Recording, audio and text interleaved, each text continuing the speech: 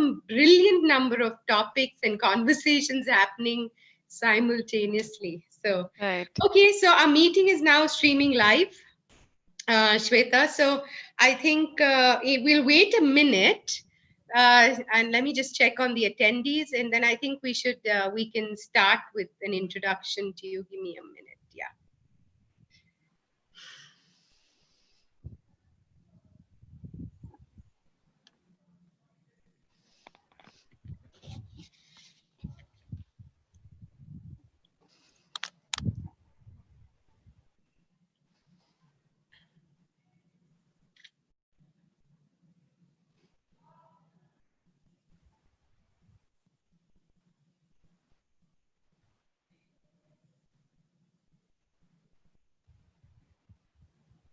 Okay. Uh, I'm happy to start, Shweta, because the format is such that both of you are talking on the topic, Mm-hmm. yes, Right. and you both have 11 minutes each slot, and Sure. a few minutes where I'll introduce you and a few minutes for closure. So I'd like you to make use of all those 11 minutes. So, I'll start with a quick introduction to you. So it's a pleasure to have you here on the WEF 2020, the Digital Summit. Thank you so much for being with us and sharing your views on your on personal branding, your BFF. I have to say, I quite like that tagline. We don't look at BFF in the same way, like personal branding, but that was interesting. So for the audience here, Sweta Murarka is heads the global banking COE for HSBC, and she's an award-winning investment banker and business leader, and an All India rank holder chartered accountant with 18 years of experience in setting up and leading teams in investment banking, audit, and retail banking across large organizations like HSBC, Goldman Sachs, PwC, and ICICI. Given her achievements at this young age, we couldn't have asked for a better speaker for personal branding. So on to you, Shweta. Thank you, Ritu, for the wonderful introduction. I am very glad to be speaking on this topic today. In fact, last time when I did a session on this topic, it was thankfully it wasn't virtually at that time, and I was doing it amongst a group of familiar people. So I asked them to kind of write the name of two animals, one with which they identify themselves, the traits of which they identify with themselves, and the second one with which they identify the person sitting next to them.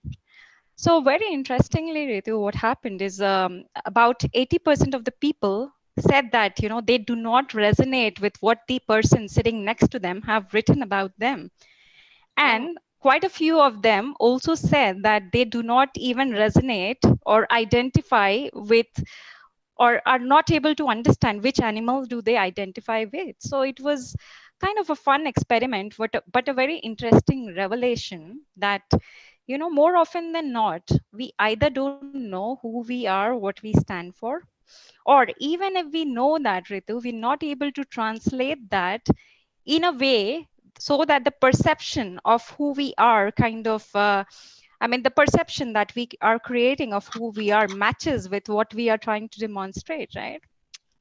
Which is the core tenets of personal branding. So that's quite challenging, and that is something that we will touch upon today.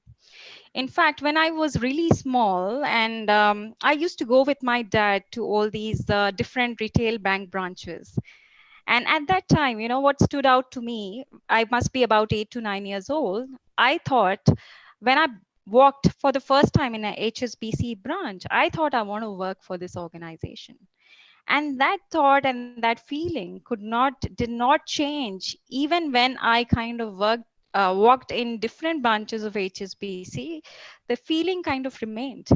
So I always wondered, what was it about HSBC that at the age of 9 it kind of caught my attention? Maybe it was the consistency of the brand, maybe it was the way they were dealing with their customers, maybe it was the professionalism. I don't have a concrete answer to that, but something about HSBC like really stuck with me. Now, when I go to IIMs from where we hire our graduates, we ask them, why do you want to join us? So they give me the same answer. We want to join HSBC for the brand.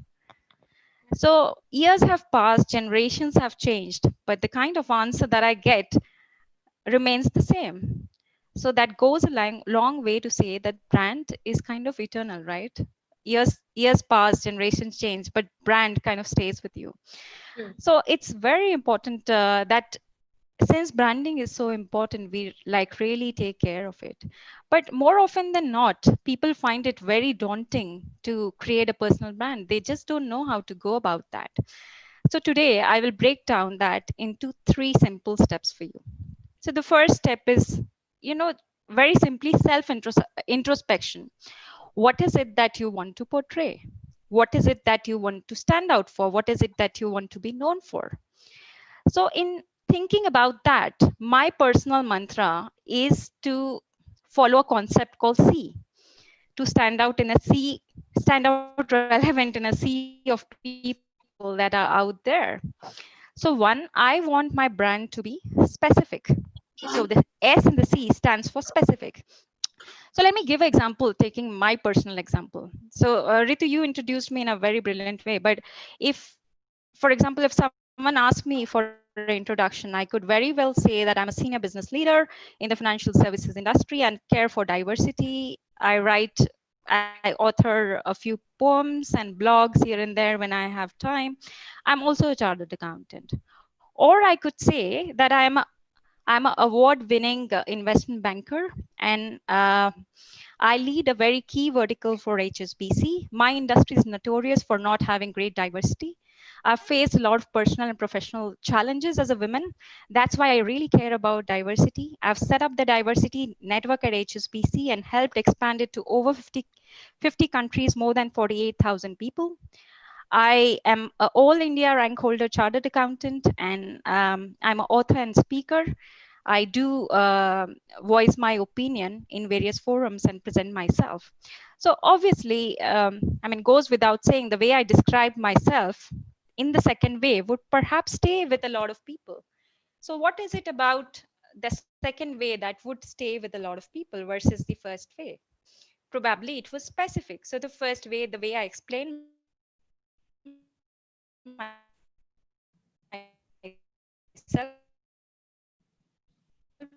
it was very generic. Oh, shit. And maybe there are more people like me out there. And the second is that we all know that people identify their I tell you that I have faced a lot of personal challenges due to which I care about diversity. Perhaps that kind of resonated with all the other people, or a lot of other women in the room, and that they would have faced similar challenge or whatever. So there is an emotional quotient in my introduction. And then the A stands for authenticity. So the fact that I set up the diversity network and took all the efforts to expand it to so many different countries really talks about the fact that I really, really do care about the cause, right? So there has to be an element of authenticity as well in your brand, right? So that is very important to me. And that is a key mantra that I use to build any brand for that matter. So, and the second tenet. So once you've done the self introspection, self reflection by using the C tenets, you need to tell a story. And so, how do you tell a story? You tell a story by using all your social media handles, by putting yourself out there, by telling everything about you in all the platform forums that you can, which is very, very, very important. But what is also important that you tell the story through your actions. Now, for example, if I tell you that I care for diversity and I do not have enough senior women leaders in my management team, would you kind of trust me? Would you believe me? Would you trust in my brand? Would you like really place your bet on who I am? Probably not, because you have to walk the talk. So that is the second important tenet of building a brand. Third is that you have to do that consistently. So if I tell a story, I have to do that consistently. True. So when we talk about brands, how can we get away without talking about Apple and Steve Jobs, right? That is the brand that kind of stays on top of everyone's mind. So let me share a small story.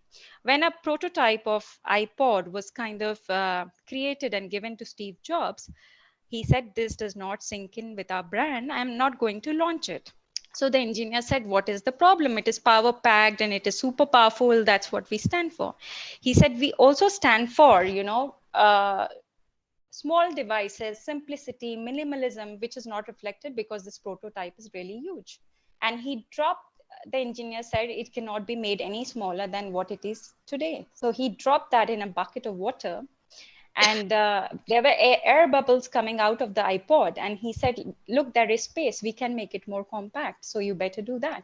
And then there was a next version of the iPod.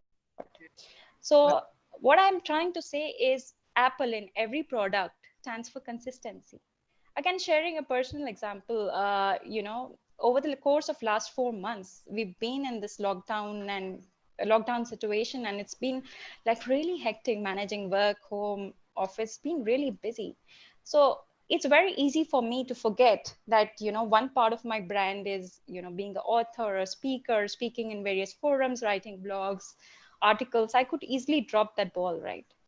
But I choose not to, because I think it is very important to be consistent, and consistency kind of maintains your brand. On a lighter note, it's much like losing weight, right? It's difficult to lose weight, but once kind of you've lost it, it's easier to maintain. Fourthly, it's important to seek feedback. Now, going back to my first example, where we did that fun experiment, right? People did not resonate with the perception that the other person had of them. So sometimes our actions like really do not drive what we are actually trying to talk about, yes, ourselves, or the brand that we are trying to create, or the perception that we're trying to generate. So it is important to seek out a friend, a confidant, or someone that who will be non-biased and who will tell you what you bring to the table, what you project, who are you known for, and then match that with the actions, match that with what you want to portray, what image do you want to give out. And once you think that those are in sync, you're successful. Otherwise, you need to tweak, say, a few actions here and there to make sure that you synced up with the image or brand that you're trying to create. So I'll take a pause there, and then I'll come back later, Ritu, if there are any questions. Yes, thanks, Shweta. That was really nice. What I liked is that it's not so theoretical what you shared. You've given us actionable points. I mean, by the end of this session, if I go back and do these 4 things, I just already feel confident that I could now work towards a personal brand. So thank you for that. It's been very interesting. At this moment, maybe I'd also like to announce that the WEF 2020 is conferring on you an iconic Women Leader Making the World a Better Place award for all that you have been doing, both in your role as a corporate role, as well as creating a better world for people. So thank you so much. We're so proud of a all Bangalore member taking on this award. So thank you so much. Please stay on. I will chat. Thank you very much. Ines also. On the topic. Ines, we're going to have your perspective, but before that, let me take a moment and introduce you. Ladies, Ines Nasri. Ines is a technology optimist. I have to say, I've heard that word for the first time, Ines. It's very interesting. You'll elaborate.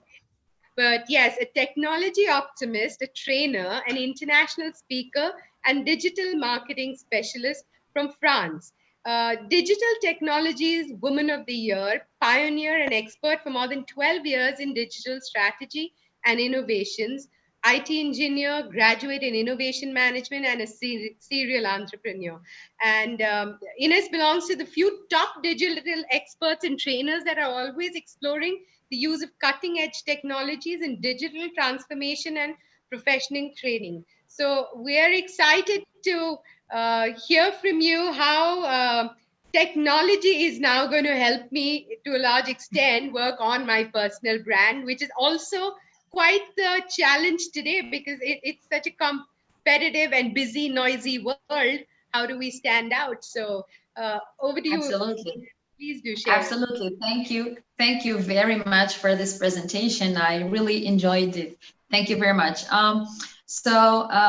My point is that I would like to raise awareness around having your personal brand, because I see people, I talk to people around the world. I have clients in different countries. I speak a lot in different countries, and I train people, and I'm an MBA teacher as well. I teach in the American University of North Africa as well. So I meet a lot of people and students as well, and business owners. And actually, a lot of them think that having a personal brand is not something that is important for them. They think that this is something that only few people need to have, and they don't. They're not aware that this is not a good to have thing. Actually, it's a must have thing. And right. And let me just tell you why it is in today's world. It's so important, absolutely important for everyone. And I mean it. And I really want to emphasize on that. Everyone needs to take care of her or his personal brand. And the reason why is that, just like you said it, and I really love it when you talked about the noise. There's so much going on in the world. We are living in a world where in a watch me world. You see what I mean? Everyone wants to be seen. Everyone wants to show what he or she has to say, and show different capabilities. And social media contributed actually a lot to this phenomenon. And in a world like that, it's a lot of noise. And the only way, according to me, to stand out of the crowd, whether you are a student, a business owner, a teacher, it doesn't matter. It really doesn't matter what you do. The only way that is going to help you stand out of the crowd is your personal brand. And I want to go here and explain in details. So some people think that your personal brand is a kind of very fancy thing, you know, and you need to have a lot of money to create this brand, which is not true, which is not absolutely, it's absolutely wrong. What I say to my students, whether they're MBA students or, you know, students in graduate students, is that the sooner you start working on your personal brand, the sooner you are aware that your personal brand can become actually your first money maker, the better it is for you. Because like let's talk about the jobs of the future. Let's talk about the job market in the future and how it is gonna change with all the technology that we're seeing and the digital transformation that was accelerated by this pandemic. We can easily see that the future of work is going to be made of automation, artificial intelligence, and we're going to rely a lot on technology. So actually, a lot of people think that the human factor is not going to be very important because we're going to rely more and more on technology. Actually, I think that this is going to be completely the opposite. The human factor is going to be really, really important because that's your added value as human. That's what technology cannot do. Your personality, your experience, your skills, your values, that is gonna make you different from any given technology at any given time. And this is when I tell to my students, and I want all our attendees also in this amazing event to be aware of that. The sooner you're gonna take care of your personal brand, the better it's for you, because it's gonna open amazing opportunities for you. It's gonna help you raise your voice and be heard when it's very crowded. It doesn't matter what is your industry. It doesn't matter where you come from. You can be a student, you can be a lawyer, a doctor, you can be a politician, you can be, it doesn't matter. You need to take care of your personal brand because you know, jobs come and go, companies come and go, careers come and go, but your personal brand is something that is gonna stick with you forever. That's why my presentation, I named it your personal brand as your BFF, like your best friend forever, because it's gonna stick with you forever. And the more you take care of it, like Soweita says, the more you're gonna develop it through being genuine, through being authentic, and persistent and consistently showing your values, the more it's gonna be memorable. You're gonna become more searchable, okay, and memorable, and the more you're going to take care of your brand, the more opportunities are going to open up for you, and the more you're going to be able to make impact on the world with your knowledge, with your values, and sharing with people. So that's my main point here. I really want to everyone that is listening to us to, you know, do this introspection and ask yourself, am I really taking care of my personal brand?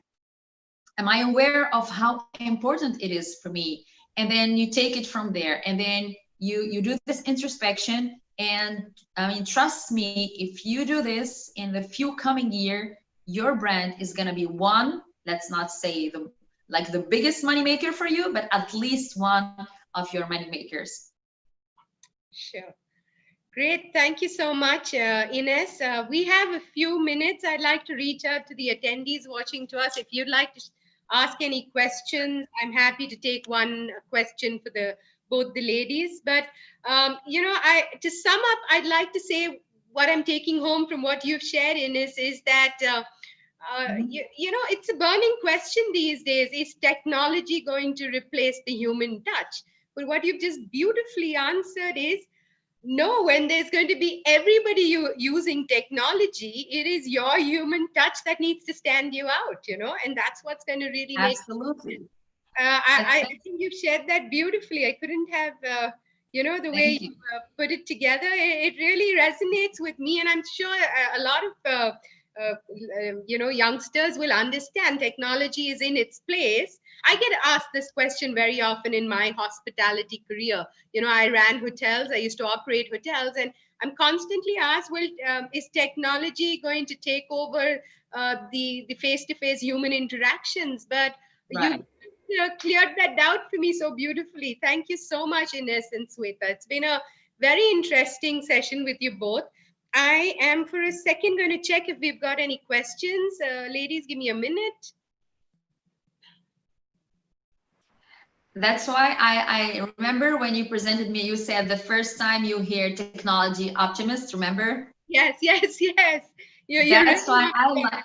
Yes. That's why I like to call myself that way. I love technology, but I'm really optimistic about it, not replacing humans, but helping them to grow and be better, and makes their lives easier, actually. You see, the point. You're supplementing it, but not replacing it. And that's the optimism. That's brilliant. You know, I may have misread it. I thought maybe only technology, and that's why the optimism, but you're saying the other way around. So, right. So good, really lovely. So thank you, ladies. And Ines, I'd also like to confer on you on behalf of WEF 2020, the Iconic Women Leader Award, Making the World a Better Place. So thank you so much for all that you do. And it was a privilege having the two of you here. Sharing your views on personal branding, BFF. I just mentioned that to Sweta earlier. I thought it was interestingly worded. So thank you so much, ladies. And if you'd like to stay, you're welcome, or you could leave and watch us. We're entering our next session with the other two ladies as well. Thank you for having me. Thank you very much. Bye-bye. Thank you, Ritu. It was great speaking to you. And thank you, Ines. It was wonderful knowing you as well. Bye. Bye. Take care. Bye. Hello, Priya, and hello, Dr. Mrs. Ajay. How are you? Hi. You're on mute. Yes, you've come on. Hello. Hello, ma'am. Hello, Dr. Professor. Good evening. Good evening. I'm Ritu, and I'm going to be your moderator this evening. And I'd like to welcome both of you to the first ever Digital Women Economic Forum, Bangalore 2020. Thank you for joining us. Professor, I'm hoping you can hear us, and you know, we are able to. You're on mute. We are not able to hear you, but we're able to see you. Yes. Okay. Great, great. So the way this is formatted is we have 25 minutes. I will be giving both of you 11 minutes each to talk, one after the other. I'll do a quick introduction and then a quick closure. If we do have time, we would like to take any questions and answers that are posted by our attendees. I will keep a watch for that. And if we have time permitting, we might take one or two questions. So should we start with you, Ms. Priya? Maybe I will start a quick introduction. Okay, Doctor, Professor, is that okay with you? Yeah, it is fine with me, ma'am. No issues. Okay. Thank you, Dr. Ajay. Okay, great. Thank you, Professor and Doctor. So a quick introduction, not taking too much of your time away. Ms. Priya Dikshit is a multifaceted person and has worked in diverse roles in the finance and marketing functions at leading corporates in the past, prior to her starting her career in education. At AAIS, she leads the school leadership team. Today, we have her along with Professor Dr. Mrs. Ajay Sareen are going to chat with us on adaptive leadership, journey in a new system. So without much ado, may I request you, ma'am, to share your views on the subject. Namaste from Chennai. I think today, even the word namaste, unprecedented, new normal, infodemic, they've all become such common usage post the COVID-19 that has made the world really sit upright and start noticing things around our behavior, our lifestyle, our choices, our attitude, our relationships, and every other aspect. Problems and issues have always existed, but today we are viewing it with a new lens. We are starting to perceive it in the new light. And I think we've also been hearing so many stories that are coming up from across the world on how people have actually started to address these problems and issues. And I think what is coming out in this whole thing is that there has been some new learning, there has been new capabilities that are being delivered, and that is actually what adaptive leadership brings out as we go on.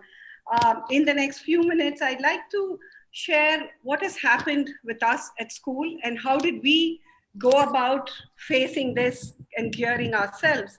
One of the first things that I realized as the head of school over here is that this problem of running a school is pretty much common across the world. There is not much of a difference in any of this, but the pandemic did rock our scenario too. March, April was a little bit turbulent for us because it was not about moving into just the online learning, but to look at a virtual learning platform where the engagement and learning was still the key.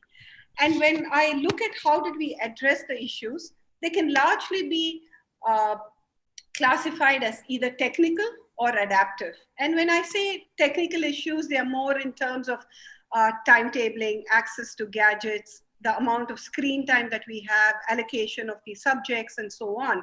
Whereas in the adaptive issues, I would say like it's looking at how does academic honesty work today? What kind of assessments are we going to give? Can well-being still be at the core of what we want to do for our entire community? And why is this called adaptive? Because I think as technical issues, they are much more simpler, they are easily identifiable, and we already have the in-house expertise to face them. But you look at these adaptive issues, they are a little more complex, and it involves us not just sitting away from where the core problem exists and trying to solve it at the back doors as a leadership team. It is about allowing that new learning to emerge. And what is really very different in such issues is that where the core problem actually arises, that's where the solution lies as well. So as the leaders, as the program coordinators or heads, it is not the issues that we own. The ownership of the same challenges and issues are actually with the teaching team in our scenario. So I believe that leadership is dynamic. It is an activity rather than it being a position or a set of personal characteristics. And part of the role is to develop and nurture the other leaders in the organization here as well. And that's when you see that shift that happens. So for me, it was about creating conditions. It was about allowing people to solve the problems that actually happened with them in their own classrooms. So if I was to look at what were some of the things that we did look at, the first was to create a curious environment, an environment where we could discuss, debate, hear the voices of everybody over there. We celebrated small wins. Even some of our newer teachers actually contributed to a lot of ideas. And it is about recognizing them in those meetings. It is about taking that idea and converting it into a workable solution that helped. So curious environment is something that we completely nurture at school, and that is very important. When you have this non-judgmental environment, how does that happen in an organization? For us, the key is about building trust. Trust in every stakeholder, every teacher over here. And for me, when we build trust, it is about managing the boundaries. It is about managing the discomfort. It is about managing the conflict. And all along, sustaining the positive improvements that are happening within the school.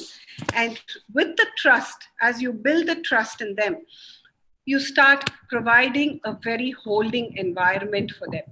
So when I say a holding environment, which I say is probably the step 3 in this whole thing, is about, you can compare it to the mom and child relationship that exists, right? In the developmental years, where the mom is constantly providing support to the child, enabling the child to persist even during the difficult challenges. So that is the holding environment that we as leaders have to do. When we did say that one of the biggest challenges was to look at how is it that we're going to manage the screen time, this sudden over-dependency on the digital platform for everybody. We had a brilliant idea that came about, which was the digital detox weekend. So our new calendar had 3 to 4 days off, with every 3 weeks of working plan that we had. So this allowed the well-being team to come up with very creative ideas for the whole family. There was a lot of ideas that were suggested, so that there was also that social, emotional connect that we build within the family, that the relationship between the parent and the child also existed or also was developed without much of a dependency on the digital gadgets per se. So I think with this holding environment that you provide, the team started to come up with various ideas. And this weekend is actually the digital detox weekend, and it's the weekend of games. So the different games that have been given right from our kindergarten to grade 12 is something really amazing. So, and we've put that up on our website so that a lot more of people can go back and access and enjoy these things over here. Coming from the holding environment per se, how is it that as a leader, you go ahead and you build that vertical bonds of trust, the horizontal bonds of trust, which is so important for an organization, so that the new learning can be developed and the new learning can be taken back into your school. And right through this, you do have conflicts that will arise. This is the state of disequilibrium. This is the disruptive disequilibrium, which is good. I would say conflicts are good because it brings that critical thinking in there. It brings the debate about the issues. It's not about the person, but it's about the issue. And when you have the trust that is built in, you know that you can address these conflicts, and that emerges. And as a leader, you just need to keep providing that trust, that confidence, that holding environment, and the curious environment is being sustained constantly. Right now, we are sitting at a point of time when interim report cards, when semester exams are around the corner. So we know that the teams are asking us a lot of questions, and these questions, they hold the answer as well. So it is not about me providing a solution there as a leader. I'm leading there by just asking them the questions, allowing their minds to think, their possibilities to come out. So once you start providing them that opportunity to answer, opportunity to share their thoughts, that becomes a greater environment when there are positive changes that can happen. And ultimately, I completely believe it is about the art of letting go. And I'd like to quote Anne Landers over here. Quote, some people believe holding on and hanging in there are the signs of great strength. However, there are times when it takes much more strength to know when to let go and then do it as well. So, unquote. So, micromanaging does not work at all. When part of the role of us as leaders in a team is to develop the other leaders within the team, it is about the art of letting go. It is about allowing that trust to be there. The team over here definitely are the ones who are at the forefront, who are fighting these issues day in and day out. And it is only about allowing them to have that mutual dependency to get these answers from their own teams. So we created these smaller cluster groups. They started to support each other. They started to answer the questions of each other. And for me, the biggest thing that I wanted out of this cluster group is that the other program coordinators, our grade level coordinators, and our principals are released of some time into getting into these nitty-gritty issues because they had far more complex problems to start working on. So that beautifully worked in our school. This whole idea of distributed leadership, allowing the emergence of sociograms that helps in creating our own guiding coalitions, our circles of influence. I think that has started to emerge in the last few months, and it is so important for us at Akshara Argol. So if I was to quickly recap what I've said, it's about providing a curious environment. Trust is the key. We have to use it at every instance. The third is create a holding environment and a nurturing environment. Lead by questions. You don't have to provide answers at every stop. And letting go and allowing an enabling culture to develop.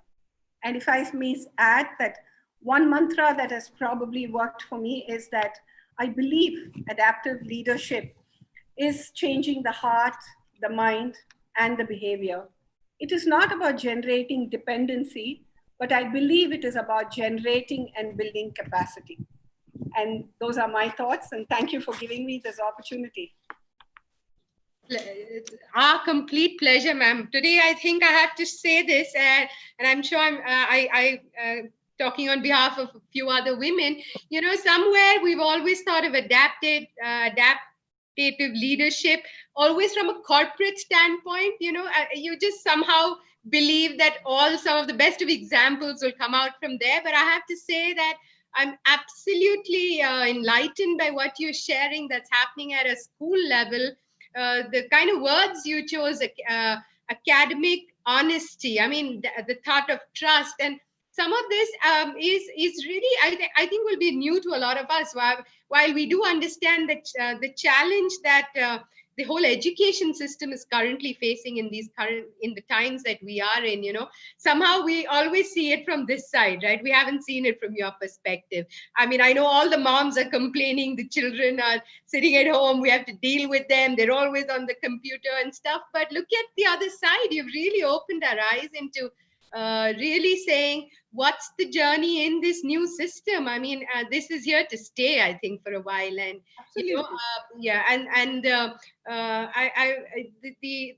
choice of the distributed leadership, such a strong fundamental, you know, because ultimately you can't micromanage everything. And so thank you so much. That was really personally, I've learned a lot. Thank you so much, and I'm sure the others have as well. And please stay on, ma'am. I will now invite Professor Dr. Mrs. Ajay. Ma'am, welcome to our first ever Digital WEF Bangalore 2020. I'm going to give a small introduction to you before you start. So, Professor is the principal of Hans Raj Mahila Mahavidyalaya, India. She is an extremely highly educated professional. I think time would run out to share all that you have educated yourself on. And there are so many positions of responsibility that you have held in academics that I'm only going to give this as a small introduction. Please do share a little more about yourself if you would like, and we'd love to hear your perspective on the same topic of adaptive leadership. Thank you, ma'am. Thank you for giving me this opportunity to talk to lot many females. I think I can see males also, but the number of females is outnumbering. So a very good evening to all the viewers. Good evening. I would like to start from where Madam Priya left. Right. Who are the leaders? Who are the leaders and what is their role? And what exactly we are going to talk about adaptive leadership. There is a famous quote, we dream, we do, we achieve. And it is only because of the leaders. Leaders are those persons who do not rule over the masses, but they rule over the hearts of the masses. It is only because they are concerned about their well-being. They are aware about the latest changes which are taking place in the society. Those changes are very challenging, but it is because of their persuasion, it is because of their motivation, it is because of their inspiration that they rule over the hearts of the masses. Today, I'm not going to talk about all kinds of leadership or styles of leadership or something like that, but I'm going to focus only on adaptive leadership in the new scenario, in this COVID-19 scenario. So many new things have propped up during this COVID-19, and it has basically given us a new normal way of living life. How quickly we have adapted to these changes, that is basically going to be the focus of our talk today.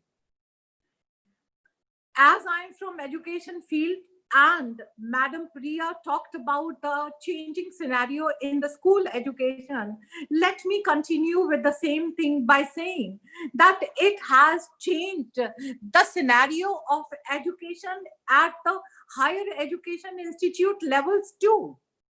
You know, gone are the times when we used to have a teacher and a student interaction in the classroom. It has all been it has all been changed into webinars and online. And to begin with, you know, this online teaching was really fascinating. These webinars were really fascinating. But with the passage of time, you know, hats off to our younger generation. They have evolved different methods, how they can escape the notice of their teachers during their online classes. The moms, you know, the moms, you rightly said, Ritu ma'am, the moms are having a tough time dealing with the children at home. The same is the concern of the teachers, you know, also. Because in the classrooms, they were able to monitor their working. In the classrooms, there was one-to-one interaction. But online, you just register yourself, you just switch off your screen, you are muted, and for rest of the hour or 40 minutes where you are, nobody knows about that. Now here comes the role of the teacher. Here comes the role of the new leader, you know, who is going to keep you in your class all 45 minutes. You know, with the passage of time, the teachers, they discovered new methods, they invented new technology, and now after every 15 minutes, they are having small quiz in their online class. And that makes it mandatory for the student to stay tuned with that. Now, this is one example of adaptive leadership. Let us say, when I'm talking about online classes, no doubt, in the beginning, the infrastructure in the schools, in the colleges, in higher education institutions, that was not up to the mark that we could have those online classes.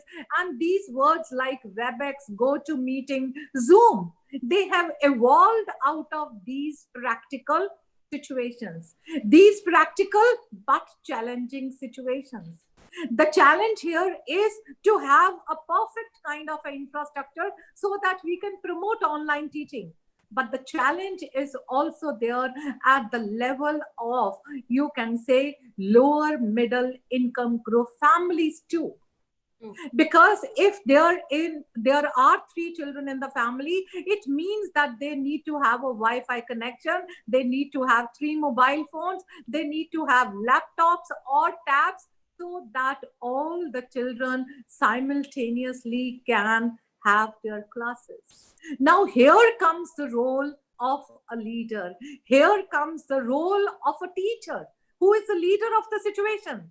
And this has again given us the possibility to have ELMS centers, where we can have these recorded lectures, where we can put these lectures, and the children at their convenience, they can listen to those lectures.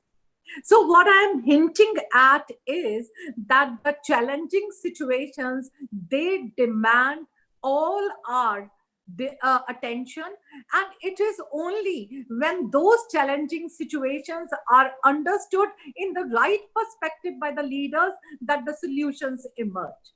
If we are talking on a superficial platform, then even if we understand the problem, but if we are understanding it only at a superficial level, perhaps not understanding the practical realities, practical problems, we will not be able to suggest solutions.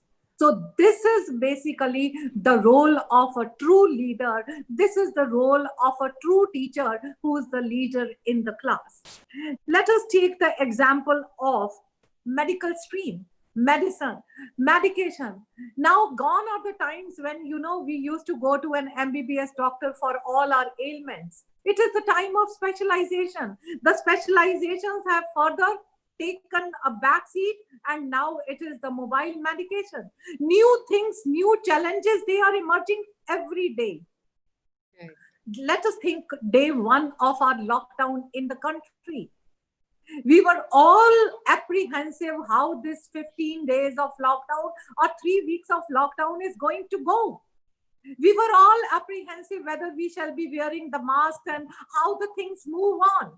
But with the persuasion of our leaders, with the inspiration, motivation of the head of the family, in the family, we were able to hold on with the family members inside our houses for such a long period.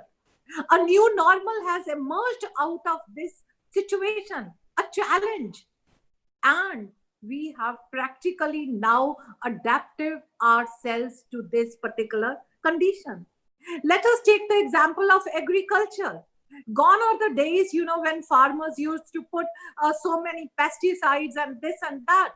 Now the new scene has emerged and we are back to organic farming.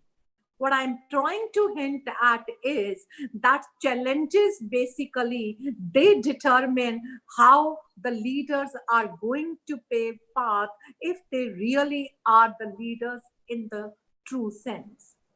Taking all these examples into consideration and also keeping in mind the time limit, 2-3 things I would like to say here is that adaptive leaders have authority, but at the same time, they should be ethical in their behavior. They should be ethical. If I'm to talk about COVID-19, they should be ethical in such a manner that the masks are not sold in black marketing. So ethics has to be something very important. They have to build trust in the people for themselves, and then only they will have their followers. They have to be transparent, and they have to understand their responsibility. And if I am to sum up the entire thing, I would say that they have to be role models. They have to be role models so that people follow them, so that people listen to them. And this will come only when they have a value system of their own, only when they have a character of their own, only when they have professional ethics of their own. So adaptive leadership is an act of mobilizing a group of individuals through times of challenge by showing them, by emerging as a role model for them, by having trust in them, and vice versa. by having them have trust in your capability also. You know, a person will follow you only. A child comes to a mother because the child has trust in mother. The child, you know, when you have come across, ma'am, small examples, you know, when a child falls in the house or while playing, the first thing that he goes to his coach, because he has a faith in that coach, in his teacher. Then he comes to the mother because he has faith in mother. Similarly, you know, the leaders must make masses have faith in them, that they are the persons who are going to rescue, who are going to pull them throughout the challenges, and they will be a support to them. So, not taking much time, let us be leaders in the true sense of the word. Let us have that kind of a personality, that let us be the role models for the people, so that people may have trust in you, people may share the things with you, and then only you can pull them out of the challenges, you can pull them out of the difficult situations. So, not taking much time, Madam Priya and Madam Ritu, thank you so very much for giving such a patient hearing, such a patient listening. And my thank you to Women Economic Forum for organizing this largest global gathering of women and entrepreneurships worldwide. Thank you so very much, Ma'am Ritu. Thank you. Thank you, Professor. This was lovely. Priya ma'am has shared some thoughts. Ma'am, would you like to share? You've written them down on the chat. I don't know if Professor has seen it, but maybe I can read it out. It says, Doctor, teachers are the leaders in certain contexts too. And I'd say that, you know, like you said, the first leader maybe you meet at home is your parents, but the next most important people you look up to while you're growing up is your teachers. That is your first, contact with leadership. And what really, the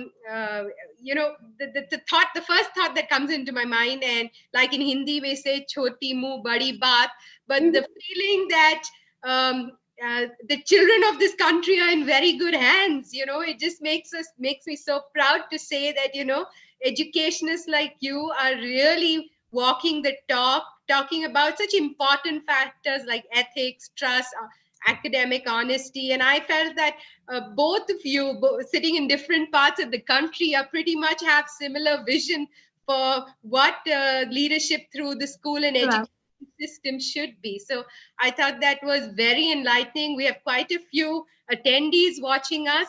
Give me a minute while I check if there are any questions for us on this forum, because we do have a few minutes to get on. Definitely, Ritu. Just to add on to this thought, as you're checking out the questions, I think it's about seizing the moment. I think many of our teachers are now, in spite of the fact that they are completely exposed in the virtual world, it isn't easy for them as well, but they are making that effort to seize that moment. And we are only as leaders just giving them that cushioning from the back to say, yes, it is fine. Go ahead and feel brave enough to put it over there. It's of course the learning that can't be compromised. Lovely. I don't have any questions. We have 5 more minutes. If there's anything, Priya ma'am and Professor, you'd like to engage on or share any more? Yes. One thing that I would like to mention here, Ritu ma'am, is that sometimes, you know, when you are in a process of change, sometimes, you know, you need to have patience, so that the process of change, you know, that takes a complete turn. It is very difficult to initiate the change, but when the ball is rolling, you know, definitely that will be a smooth sailing. But in the beginning, you know, a leader needs to have lots and lots and lots of patience. Yes, and love and patience. I think love and patience. Yes. Our Dr. Harbeen also says the same: leadership with love and patience. Yes. Yes. And I think the females, you know, whether that female is a leader or a teacher or a mother or in a corporate sector, with due apologies to the male counterparts in the corporate sector, they are the epitome of patience. They are the epitome of sincerity, hard work, love, and care. I don't say that these attributes are not there in males, but if we are to make a comparison, perhaps these attributes are on a higher side in the females. This is a God-given gift. Yes. This is a God-given gift.